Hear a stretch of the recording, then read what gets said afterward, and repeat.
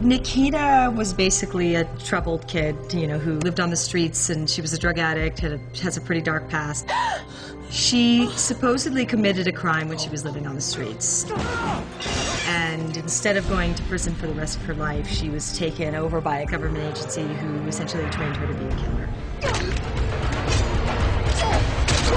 She went through charm school, and she went through ninja school, and she surpassed all the other young recruits.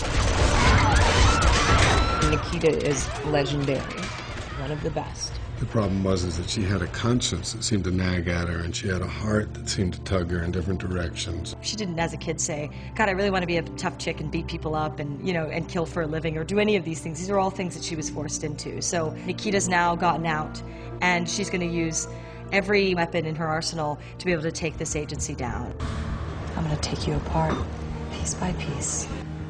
Like all idealists, she imagines the world to be much less complicated than it really is. She thinks she's doing a good thing by trying to stop us from doing what she thinks are sometimes bad things, but everything will come unglued if she continues. She was the best that they'd ever trained, and now that she's out there, it is a threat. It's a huge threat because it's one of their own working against them. I want you to hunt her down, and I want you to confirm the kill. Do you think you can do that this time? I think Michael has to struggle with this assignment because, you know, she's the best and was the best. And Michael trained her, so he's not too shabby himself. So this isn't going to be an easy mission. Nikita!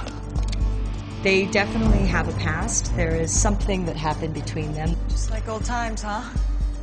Shut up. But because of, I think, circumstance, they can't be together. And now they're back in each other's lives. So it's really what's going to happen.